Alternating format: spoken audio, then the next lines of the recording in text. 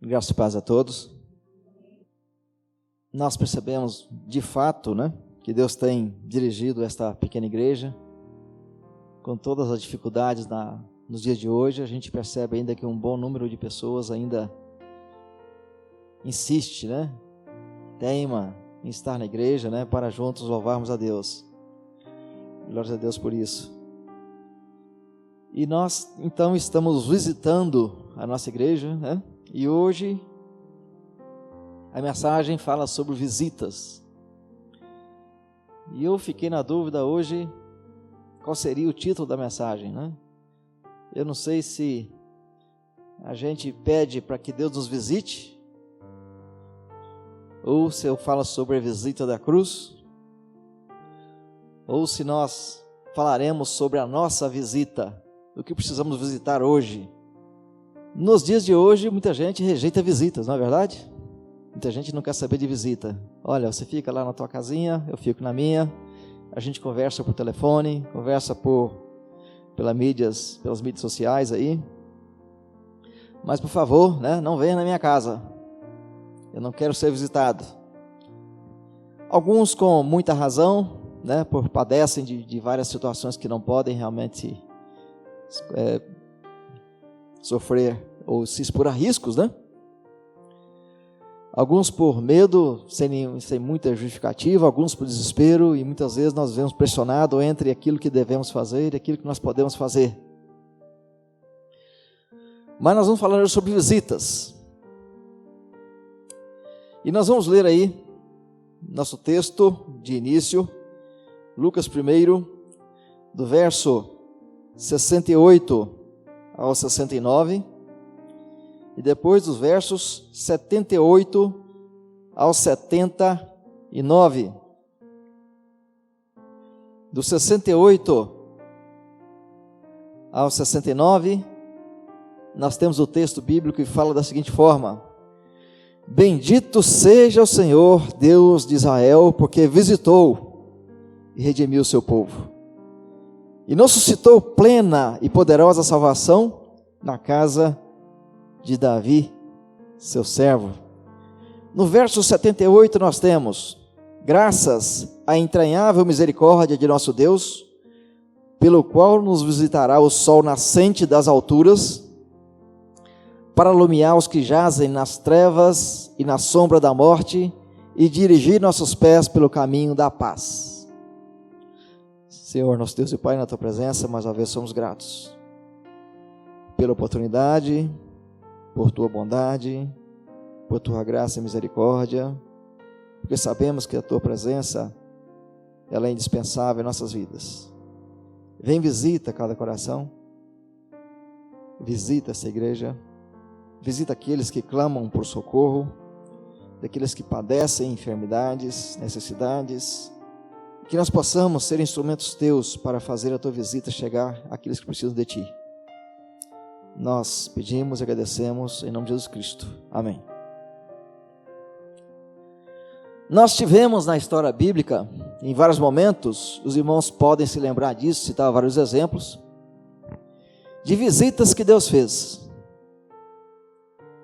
A primeira visita que nós temos história, que Deus visitava, era o Jardim do Éden. E nós vemos ali uma relação de Deus e homem, Deus e natureza, tudo em harmonia, e havia a presença de Deus a todo instante. Mas infelizmente o homem se afastou e recebeu uma visita de Deus e falou com eles, que aquele momento adiante não seria mais possível a continuidade de um relacionamento presencial e a todo instante. A partir daí nós podemos então citar várias visitas que Deus fez.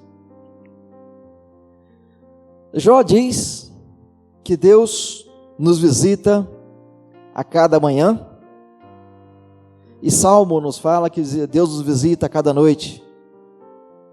Salmo ainda fala também que é verdade que Ele visita a terra e rega a terra. Então são visitas de rotina, Há também essa questão. Existem visitas de rotina que Deus sempre faz à nossa terra. Ele nos visita de manhã, à noite, à tarde. Ele traz o sol a todo dia, Ele rega a terra, Ele produz condições para que a gente continue vivendo. Mas nós vamos falar hoje sobre algumas visitas especiais. Quando alguém muito importante ou muito querido vai à nossa casa, nós dizemos que nós temos um visitante especial.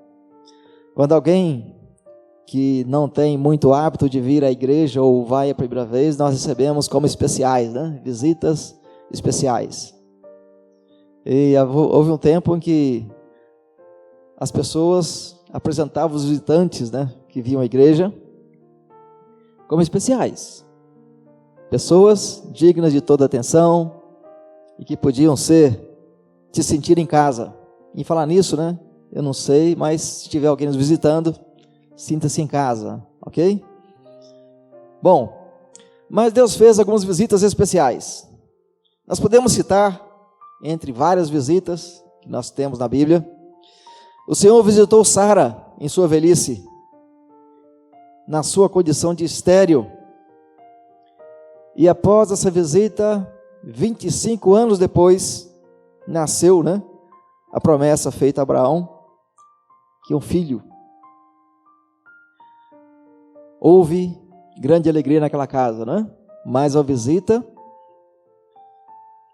que levou 25 anos para ter resultados. Irmãos, imaginem isso, né? Ao morrer, com 110 anos, Josué garantiu aos seus irmãos: olha, eu vou morrer, porém Deus certamente vos visitará, e vos fará subir desta terra para a terra que jurou a Abraão, Isaque e Jacó. Nós vemos isso em Gênesis 50, verso 24. E é interessante que o filho de Raquel e Jacó, né, José do Egito, tinha tanta certeza que Deus visitaria de forma especial, que ordenou aos filhos de Israel que transportassem, durante o êxodo, os seus ossos para a terra de Canaã. E nós vemos isso, que após a morte de José, eles então embalsamaram o corpo. Eu fico imaginando, né? 400 anos guardando os ossos de José, embalsamados, né? E depois de 400 anos, para cumprir aquela promessa, aquela vontade, eles levaram, né, o corpo embalsamado de José para ser sepultado na terra de Canaã. É interessante isso. Eu fiquei olhando essa história e pensando, rapaz, as coisas antigamente eram firmes, né? Hoje a gente percebe que com muita facilidade não há nem 400 anos, não há nem 50 anos, muitas vezes não são nem 4 anos. Muitas promessas não são cumpridas nem realizadas, mesmo que sejam os melhores possíveis.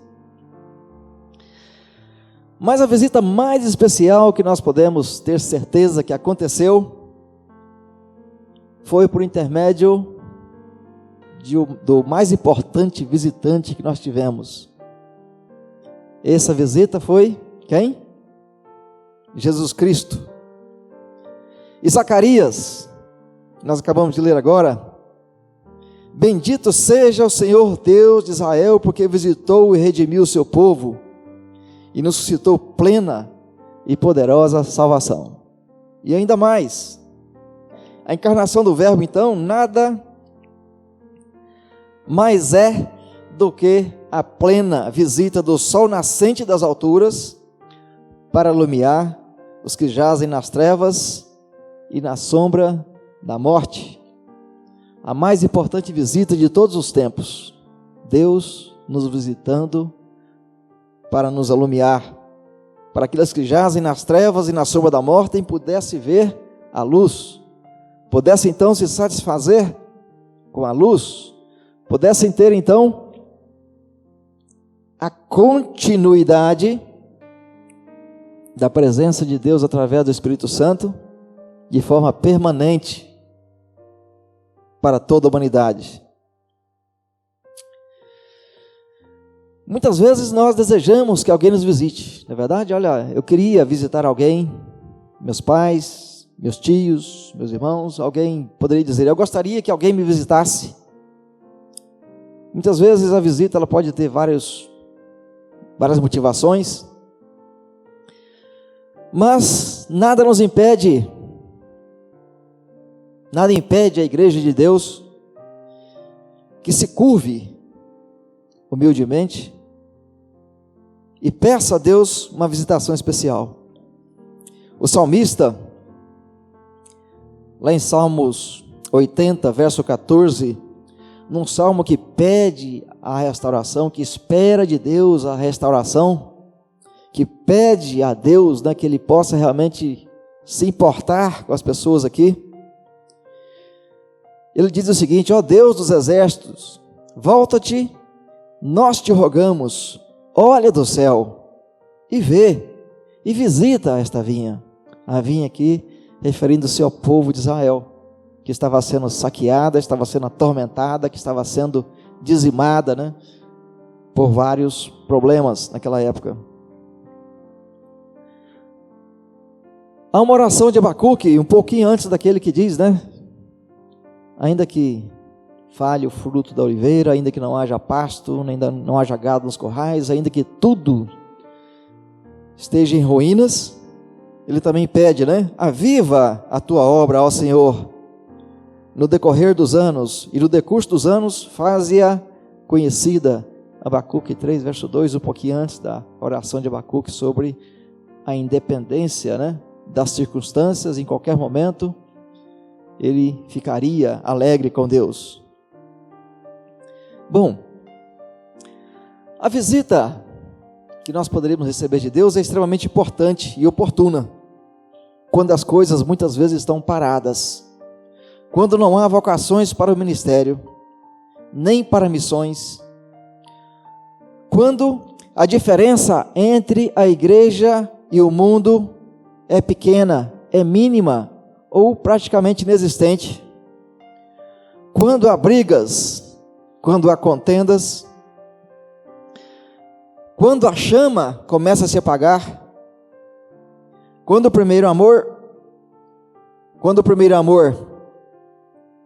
entra em crise, quando o pecado aumenta e começa a graçar, a invadir todos os cantos, quando a igreja não cresce, quando a palavra de Deus perde autoridade, e quando Satanás supõe ter chegado a sua hora de abocanhar o que ainda resta de bom.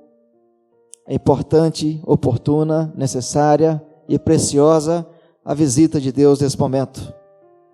Nesta hora, é preciso que alguém se levante, né, ou se ponha de joelhos e diga, repetindo o salmo, né, Senhor, vê e visita a tua vinha. Senhor, precisamos da tua visita. Precisamos que o teu Espírito Santo renove os nossos corações, fortaleça o nosso primeiro amor, que nossa igreja faça diferença e que o mundo possa perceber isso. Muitas igrejas hoje não fazem mais diferença do mundo, e é preciso que isso continue existindo. É preciso que façamos diferença. É preciso que nós continuemos interessados por evangelizar, pelo ministério, pela salvação de almas, para missões. Vamos agora entrar numa outra visita bastante importante, numa situação bastante complicada, delicada, quando tudo parecia ruir. João 21, do versos 15 ao verso 17, nós temos Jesus fazendo uma visita. Na verdade, ele começa um pouquinho antes dessa visita. Mas o verso 15, 7, tem um ponto alto dessa visita. E ele diz o seguinte: depois de terem comido, perguntou Jesus a Simão Pedro: Simão, filho de João, amas-me mais do que estes outros? Ele respondeu: sim, Senhor, tu sabes que te amo. Ele então lhe disse: apacenta os meus cordeiros. Tornou a perguntar-lhe pela segunda vez: Simão, filho de João, tu me amas? Ele respondeu: sim, Senhor, tu sabes que te amo. Disse-lhe Jesus: pastoreia as minhas ovelhas. Pela terceira vez Jesus lhe perguntou: Simão, filho de João, tu me amas? Pedro entristeceu-se por ele ter dito pela terceira vez: tu me amas? E respondeu-lhe: Senhor, tu sabes todas as coisas, tu sabes que eu te amo. Jesus disse: apacenta as minhas ovelhas. Nós não vamos discutir aqui o que muitas pessoas fazem sobre as questões desse texto. Muitos falam sobre os termos usados, sobre a quantidade de vezes que Jesus perguntou a João, a situação ali perguntada, o que significa cada coisa. Nós vamos falar aqui sobre a visita que Jesus fez, nesta visita, e a importância dela. Muito bem, nós estávamos, né? Eita, se eu estivesse lá, né? Os discípulos estavam ali numa situação bastante difícil, por assim dizer. Pedro havia entendido que ele seria capaz de matar em nome de Cristo. Foi lá e cortou a orelha do servo do sumo sacerdote. Jesus falou: olha, Pedro, guarda essa espada. Pegou a orelha e colocou no lugar. E os discípulos viram, perceberam que Jesus foi levado e foram para a crucificação. Jesus foi julgado. Pedro, então, ali naquele momento, percebe que estava ruindo tudo o que ele entendia que poderia acontecer de bom. A restauração de Israel, o poder, o reino de Cristo, cadê? Ele foi preso, está sendo julgado, condenado, maltratado, punido, esquartejado, vamos dizer assim, né? Ferido. E Pedro disse: não, eu não conheço esse moço não. E foi embora. Assim também talvez fizeram todos os demais discípulos, né? Depois eles se encontraram, provavelmente eu fico imaginando, e perguntaram: o que nós vamos fazer agora? Jesus morreu. Tudo aquilo que nós acreditávamos acontecer, os milagres que ele fez, todas as coisas boas que ele praticou, tudo aquilo que nos ensinou, será que não valeu de nada? Qual é o caminho agora a tomar? Talvez, né? A gente pudesse imaginar isso e de repente, não, vamos pescar, né? Tá difícil, então vamos pescar. E lá no meio da pescaria, eles não estavam pegando nada, né? E Jesus aparece e pergunta: vocês têm aí alguma coisa de comer? Se não temos, não. Da mesmo jeito, a segunda pesca milagrosa, né? Lançai a rede à direita do barco.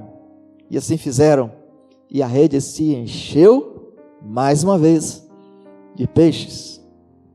E a partir daquele momento as coisas começaram a mudar, né? E ninguém ousava perguntar quem era aquele. Embora assim meio atordoados talvez, incrédulos, né, com aquilo que estavam vendo, eles entenderam que era Jesus Cristo. Muito bem, a partir dali então uma nova história mudou. A partir dali tudo mudou na vida daqueles homens. E nós nos perguntamos, né? Estamos também desanimados, achamos que tudo acabou. Qual é a nossa opção? O que faremos agora? A pandemia está aí, a gente não pode sair. Talvez nós tenhamos que receber de Jesus também a mesma pergunta, né? Igreja Batista de Goiatuba, você me ama? Nessa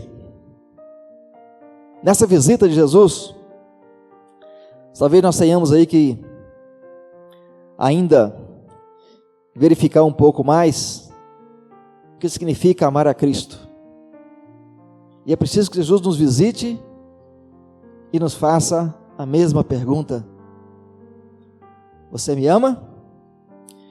Lucas 14, verso 26 e 27, bastante conhecido esse texto, e nós vamos ler em dois momentos. Nós vamos ler em Lucas 14, 26 e 27, e depois Mateus 10, de 37 a 38. Verso 26 do capítulo 14 de Lucas diz o seguinte: se alguém vem a mim e não aborrece a seu pai, e mãe, e mulher, e filhos, e irmãos, e irmãs, e ainda a própria vida, não pode ser meu discípulo. E verso 27, e qualquer que não tomar a sua cruz e vier após mim, não pode ser meu discípulo. Eu poderia perguntar, mas que coisa estranha, né? Se eu não aborreço seu pai e sua mãe, aí você, rapaz, eu estou de boa, né? Adolescente, 12, 13 anos, né? 14, 15. Sou eu, né? Mas esse texto, ele tem aí uma outra interpretação, inclusive nos originais, ele não quer dizer do jeito que nós poderíamos entender aqui, certo? Vamos lá para Mateus 10, verso 37 e 38. Verso 37 do capítulo 10 diz: quem ama seu pai ou a sua mãe mais do que a mim, não é digno de mim. Quem ama seu filho ou a sua filha mais do que a mim, não é digno de mim. E verso 38, quem não toma a sua cruz e vem após mim, não é digno de mim. Talvez Jesus pudéssemos nos perguntar: quanto você me ama? Foi o que ele perguntou a Pedro. Naquele texto lá, de acordo com os intérpretes da Escritura, ele pode ser também entendido assim: Pedro, você me ama mais do que você ama a esses homens aí? Seus colegas de profissão? Pedro, você me ama mais do que a sua própria vida, e mais do que esses homens, e mais do que as redes que você pesca? Pedro estava ali na situação, na função errada. Ele foi chamado de pescador de peixe para ser pescador de homens. E com a morte de Cristo, talvez Pedro tenha achado que tudo estaria terminado. E a visita de Cristo a Pedro e aos discípulos, posteriormente apóstolos, tem justamente o momento de perguntar, de afirmar, de confirmar, de fortalecer, de reviver o amor de Pedro e dos demais discípulos por Jesus. Quando Lucas fala quem não aborrece pai e mãe, em algumas versões que não odeia, né? Em algumas versões são ainda mais, vamos dizer assim, mais fortes ainda, o termo, uns tons mais fortes, mas é que seria como se o amor a Cristo fosse tanto, que todos os demais amores fossem comparados com ódio. Né? Ali, a intenção ali é colocar quanto nós devemos amar a Cristo. Quando Jesus foi a Pedro, então, e perguntou: Pedro, você me ama? Jesus espera a resposta de Pedro, e Pedro, talvez assim meio titubeante, lembrando-se da traição, né? Eu traí Cristo. Ele pergunta: sim, Senhor, eu te amo. Jesus diz: então apacenta meus cordeiros. Pedro, você me ama?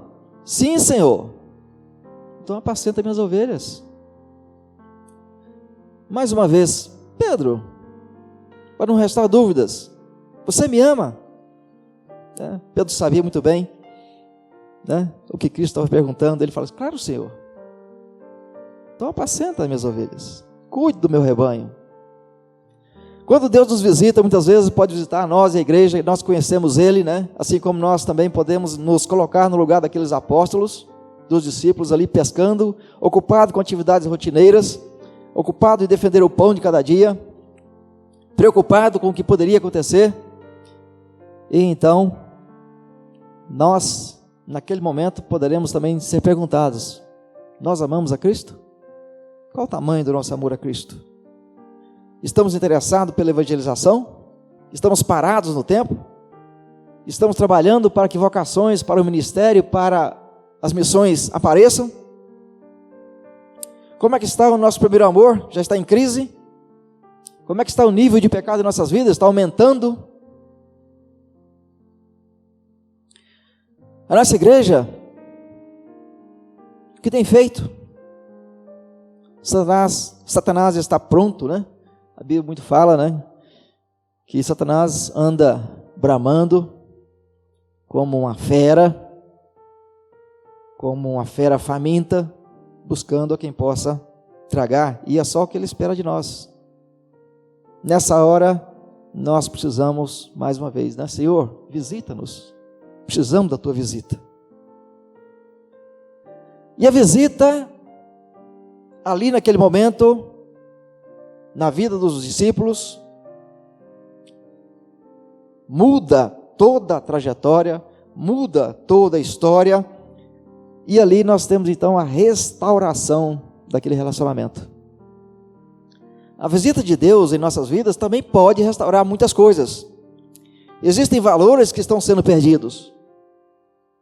Existem sentimentos que estão sendo esquecidos.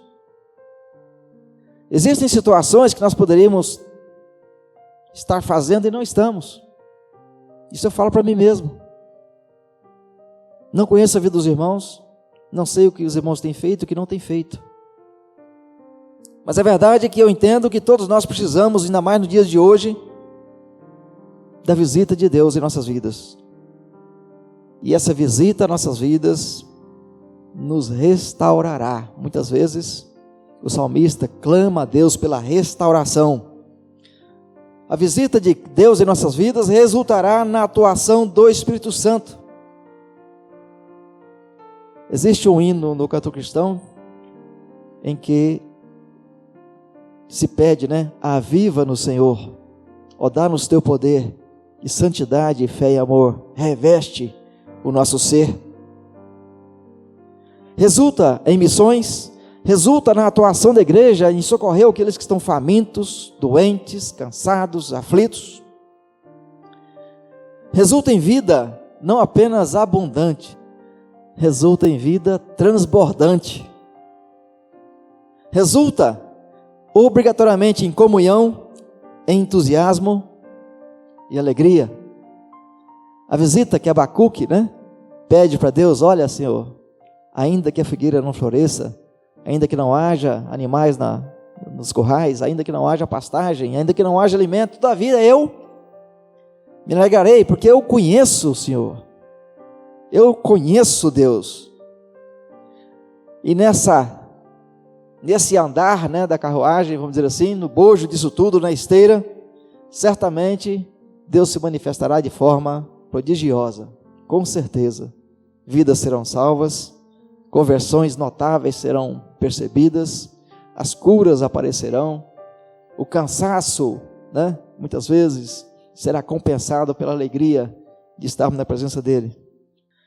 Muito bem, convém então que nós não percamos mais tempo. Chega de lançar nossas redes em águas em que não há peixe. Chega de achar que Jesus não pode mais resolver as coisas, né? Deus está vivo. Quanto mais perseverantes na oração, quanto mais unânimes fizermos isto, quanto mais o povo de Deus desejar essa visitação especial de Deus, mais depressa ela poderá acontecer.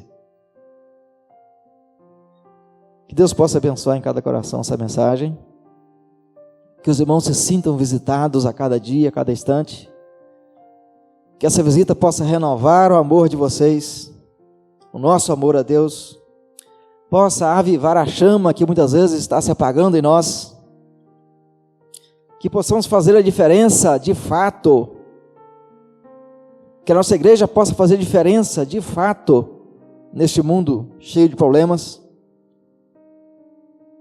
que nós possamos sair da condição de brigas e contendas e que possamos abandonar de fato, de verdade, definitivamente, tudo aquilo que não agrada e nem faz parte da vida do cristão. Amém? Que Deus nos abençoe e nos visite constantemente e nós estejamos prontos para essa visita. Amém?